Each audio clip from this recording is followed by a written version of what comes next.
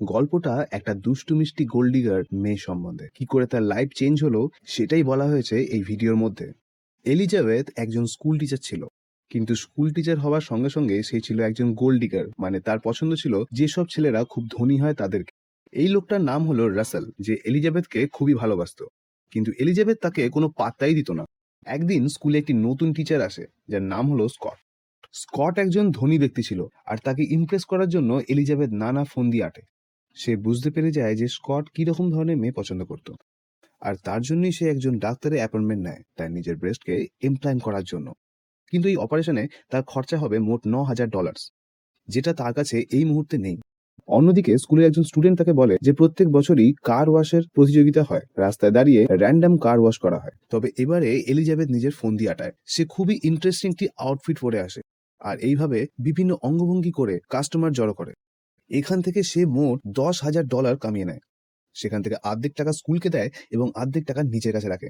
তবে এখানে এমিলি বলে তার একটি প্রধান শত্রু ছিল, যেও ছিল এই স্কুলের টিচার। সে দেখে ফেলে এলিজাবেথ স্কুলকে সমস্ত টাকা দেয়নি, কিছু টাকা নিজের কাছেও রেখেছে।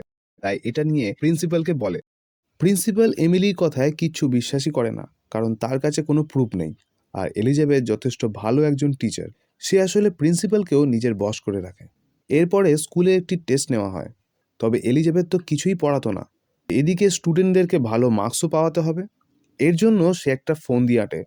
সে একদিন চলে যায় যেখানে এই স্কুলের কোশ্চেন সেট করা হচ্ছিল। সেই টিচারকে বিভিন্নভাবে সিডিউস করে তার খাবারে ঘুমের ওষুধ মিশিয়ে দিয়ে পেয়ে যায় কোশ্চেন পেপার। আর সেখানে সে কোশ্চেন পেপারটাকে লিক করে দেয়, যাতে তার স্টুডেন্টরা খুব ভালো মার্কস পেয়ে যায়। আর এই ব্যাপারটা দেখে এমিলি মোটেই সন্তুষ্ট ছিল না, কারণ প্রত্যেক বছরে বেস্ট টিচারের অ্যাওয়ার্ড তাকেই দেওয়া হতো। তবে এবারে তার থেকে সেটাকে ছিনিয়ে নিয়েছে এলিজাবেথ। সে কিভাবে এলিজাবেথের কাছ থেকে প্রতিশোধ নেবে সেটার প্ল্যান করতে থাকলো। আর এইভাবে প্রথমেই সে স্কটকে ফাঁসি নিল নিজের প্রেমের জালে। আর অবশ্যই স্কটও সেখানে রাজি হয়ে যায়, যেটা এলিজাবেথকে খুবই হার্ট করে। এরপরে একদিন স্কুলের থেকে একটি ট্যুরে নিয়ে যাওয়া হচ্ছিল, তবে এলিজাবেথ চায়নি যাতে এমিলি সেখানে আসুক। তার জন্য একটি কেমিক্যাল মেশানো আপেল তার ডেস্কের ওপরে রেখে দেয়, আর সেটাকে খাওয়া মাত্রই এমিলির গালে র্যাশ বেরিয়ে যায়, আর সে সেখানে যেতে পারে না। এলিজাবেথ স্কটকে পুরো একা পেয়ে যায়, আর তাকে বিভিন্নভাবে বশ করতে চায়। তারা কিছু ঘনিষ্ঠ মুহূর্ত সেখানে স্পেন্ড করে। এতদিনে এলিজাবেথের সাথে রাসেলেরও একটা খুব ভালো বন্ধুত্ব তৈরি হয়ে যায়। সে হয়তো ভেতর থেকে বুঝতে পারতো না কতটা সে রাসেলকে ভালোবাসে, তবে সেও ভেতরে ভেতরে রাসেলকে চাইতো, কিন্তু মানতে চাইতো না। অন্যদিকে এমিলি বুঝতে পেরে যায় যে এই সব কীর্তি একমাত্র এলিজাবেথই করছে, তাই সে তার বিরুদ্ধে প্রমাণ জোগাড় করতে উদ্যত হয়ে যায়। এমিলি প্রথমেই প্রবেশ করে এলিজাবেথের রুমে, যেখানে দেখতে পায় একটা ডেস্ক। সেই ডেস্কের মধ্যে এমন তো কিছু থাকবেই যাতে সে এলিজাবেথকে ভুল প্রমাণিত করতে পারে। তার জন্য সমস্ত ড্রয়ারটি সে খোলার চেষ্টা করে, তবে একটা ড্রয়ার দেখে তার একটু সন্দেহ হয়, আর সেটাকে ভেতর থেকে লকও করা ছিল। তাই পুরো ডেস্কটি সে নিয়ে যায় নিজের রুমে, আর নিজের রুমের ডেস্কটি দিয়ে যায় এলিজাবেথকে। এদিকে তখন এলিজাবেথ ট্যুর নিয়ে মগ্ন ছিল। সেখানে একটি ছেলেকে সবাই বুলি করছিল। ব্যাপারটা মোটেও ঠিক লাগেনি এলিজাবেথের। সে তাকে ক্লাসের মধ্যে পপুলার করার জন্য নিজের অন্তর্বাসটি খুলে তাকে দিয়ে দেয়, আর সেটা দেখিয়েই সে যথেষ্ট জনপ্রিয় হয়ে যায় ক্লাসের মধ্যে। এটা আবার রাসেলের খুব ভাল লাগে, কারণ সে একটা স্টুডেন্টকে পপুলার করার জন্য এত কিছু করতে পারে, ব্যাপারটা রাসেলের জানাই ছিল না। অন্যদিকে এমিলি সেই ডেস্কের তালাটি ভেঙে সেখান থেকে কনফিডেন্সিয়াল ডকুমেন্টসগুলোকে বার করে নেয়, আর বুঝতে পেরে যায় এটাই ছিল সেই কনফিডেন্সিয়াল ডকুমেন্টস যেগুলো দেখিয়ে সে স্টুডেন্টকে পাস করিয়েছে। প্রিন্সিপালকে সমস্ত ঘটনা বলে সে, আর এইবার প্রিন্সিপালও তার কথায় বিশ্বাস করে যায়। কিন্তু তাদের কাছে কোনো প্রমাণ নেই, তাই তার জন্য তারা সেই এক্সামিনারকে ডাকে, যে এই কোশ্চেন পেপারগুলোকে সেট করেছিল।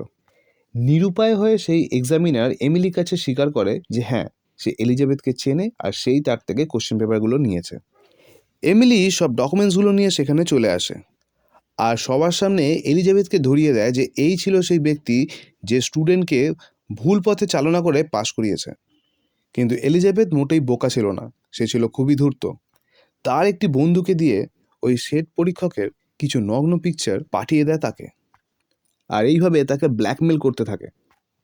ট্যুর থেকে ফেরার পর তাকে সম্মুখীন হতে হয় তার প্রিন্সিপালের, আর সেখানে সেই সেট পরীক্ষককে ডাকানো মাত্রই সে পুরোপুরি অস্বীকার করে দেয় যে এলিজাবেথকে সে চিনতই না, আর না তার সঙ্গে তার কোনোদিন দেখা হয়েছে।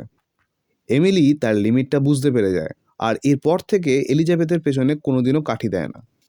এরপরে স্কট তাকে প্রপোজ করে, কিন্তু এলিজাবেথ তাকে ডাইরেক্টলি মানা করে দেয়, কারণ এলিজাবেথ এইবার পুরোপুরি পাল্টে যায়। সে নিজের পছন্দের একটি লোককে খুঁজে পায়। এই লোকটি আর কেউই না, ছিল রাসেল। হয়তো তার কাছে টাকা নাও থাকতে পারে, কিন্তু তার মনটা ছিল বিশাল বড়, যেটা এলিজাবেথের খুবই পছন্দ হয়। আর এইভাবেই একটি গোল্ড ডিগার মেয়ে নিজের লাইফে সমস্ত পরিবর্তন পেয়ে একটি ভালো মানুষে রূপান্তরিত হয়।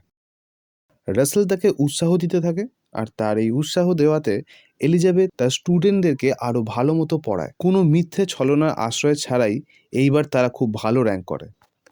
যদি আমাদের ভিডিওটি ভালো লেগে থাকে তাহলে লাইক, শেয়ার এবং সাবস্ক্রাইব করে দেবেন। দেখা হচ্ছে পরের ভিডিওতে।